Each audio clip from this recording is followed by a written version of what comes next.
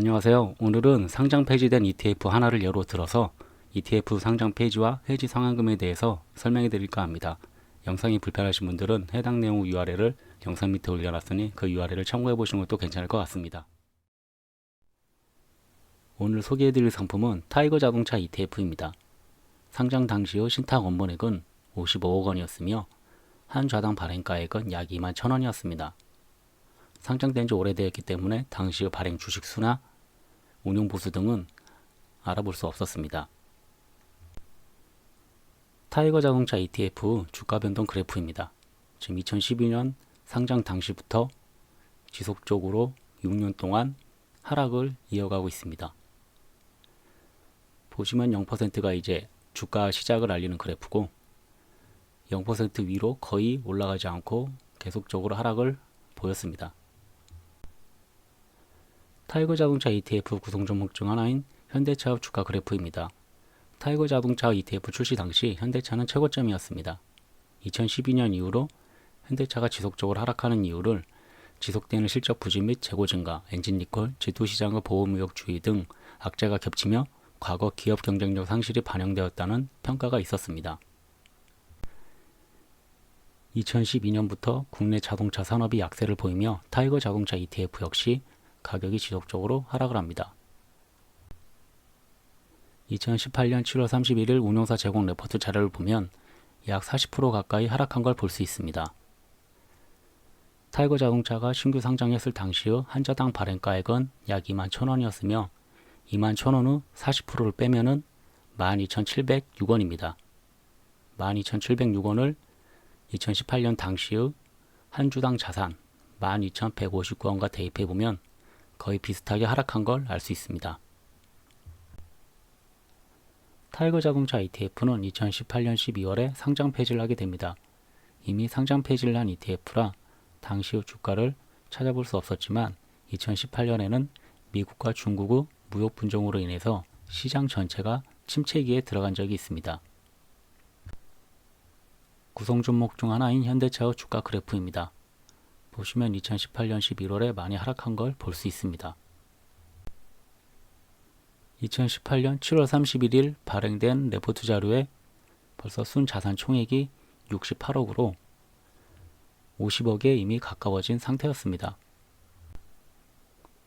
2012년 이후 국내 자동차 산업의 침체기와 더불어 미중 무역 분쟁으로 인해서 시장 전체가 하락을 하며 타이거 자동차 ETF는 순자산 총액이 50억 미만으로 떨어져 상장 폐지를 하게 됩니다. 상장 폐지 요건을 보면 자본시장과 금융투자에 관한 법률과 동법 시행령에 의해서 타이거 자동차 ETF는 해지 사유가 발생 상장 폐지를 하게 됩니다. 상장 폐지로 인해서 타이거 자동차 ETF 운용사인 미래에셋 자산운용은 상장 폐지에 따른 해지 상환금을 공시합니다. ETF를 상장하고 1년이 지난 후 1개월간 계속해서 ETF 원본액이 50억 미만인 경우 투자 신탁의 해지 가능 사유에 해당합니다. 주가의 하락으로 순자산 가치가 떨어지고 구성 종목들의 주가가 하락해서 ETF 순자산 가치가 떨어지면 신탁 원본액을 잠시 가게 되고 타이거 자동차 ETF와 같이 상장 폐지 요건에 들 수도 있습니다. 따라서 신탁 원본액은 초기에 조금 큰 게 유리합니다. 신탁 원본액은 ETF 상장 시 초기 자산을 구성하기 위한 자본입니다. 따라서 신탁 원본액이 크다는 건 구성하는 자본의 볼륨이 커지는 거기 때문에 하락 시에 조금 더 완충 역할을 해줄 수가 있습니다. 타이거 자동차 ETF 상장 폐지 시 미래에셋 자산운용에서 공시한 내용입니다. 상장 폐지 대상 ETF 기본 정보와 상장 폐지 사유, 상장 폐지를 함에 있어서의 일정, 그 다음에 제일 중요한 해지 상환 금액입니다. 보시면 타이거 자동차가 주당 해지 상환금을 약 11,000원 정도로 설정을 했습니다. 이 해지 상환금은 간단하게 상장 폐지 시의 주가라고 생각하시면 됩니다. 타이거 자동차 ETF 경우에는 조금 아쉬운 사례입니다. 국내 자동차 산업은 내수 시장의 강세로 쉽게 타격을 입을 산업이 아님에도 불구하고 타이거 자동차 ETF가 침체기에 상장을 했고 미국과 중국의 무역 분쟁으로 인해서 시장의 하락을 견디지 못해 상장 폐지를 한 사례입니다. 구성 지수는 다르지만 같은 자동차 ETF인 코덱스 자동차와 비교를 해보면 코덱스 자동차는 2006년에 상장을 해서 순자산 가치를 지속적으로 불려나갑니다. 2012년 이후에 산업의 침체기에서도 순자산 가치가 초기 상장했을 때 밑으로 떨어지지 않았으며 지금은 여러가지 호재로 인해서 오히려 순자산 가치가 종고점을 뛰어넘은 상태입니다. 2018년 7월에서 9월 정도 운영사 레포트입니다.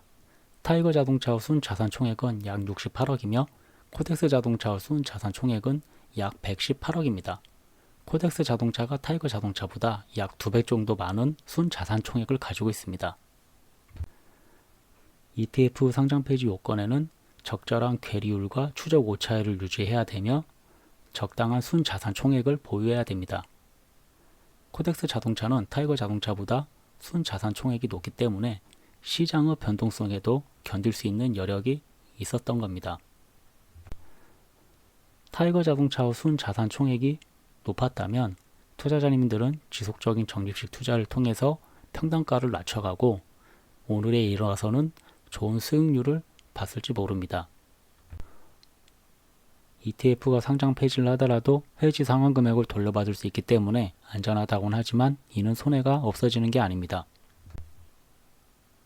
산업에 따라 다르겠지만 기반이 튼튼하고 산업의 침체기 이후에 활성화될 수 있는 산업이라면 시장의 변동성에도 견딜 수 있는 ETF를 선택하는 게 좋을 것 같습니다.